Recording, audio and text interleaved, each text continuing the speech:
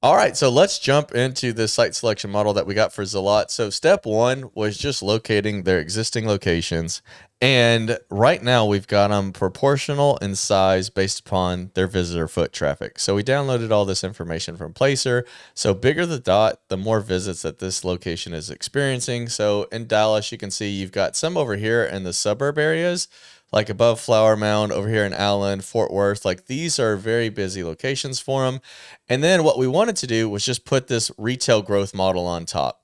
So what we try to do is figure out, why does this have a lot more visitor counts than this one down here using that cell phone data? And what we came up with at first is just ranking all the cities in the United States.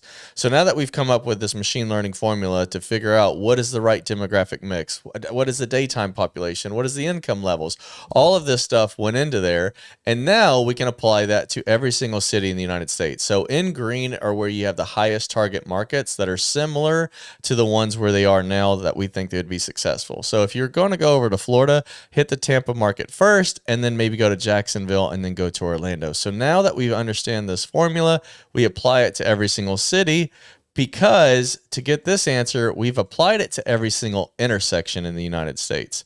So now that we've figured out the right demographic mix and the people that we're looking for, we applied it to every single intersection. And I want to zoom back into DFW so you can see the application of this. Here's the existing locations. And now what we want to do is turn on the model and its results. Where should you go? Well, it depends on what you're trying to solve for. In the Placer data, we can look at how many visitors are coming in and out of the location and building the model off of that. So wherever you see darker blue areas, this is where we think you're going to have a higher prediction of visitors. But usually, whenever you get a real estate option, you also got to adjust for square footage. So we also run that scenario. This is just where you get the highest visitor count. Now we also run the scenario of where can you get more visits per square foot. And then we create a combo answer. You want the best of both worlds. You want to know where you can get the highest density per square footage usage, so that way you maximize your real estate, but you also just want sheer number of customers and visitors coming in. So that's what we've got in green right here. Anywhere you got the darkest color green, that's where we think you're going to do the best.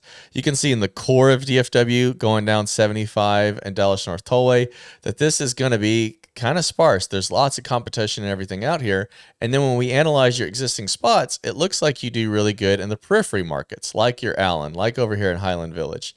So if you look at the model, next spot maybe for Zalots would be up here in Prosper. You got Roy City, Fate, you got Forney over here, Burleson, just hitting up all the suburban towns. And then we applied this to every single area in the United States.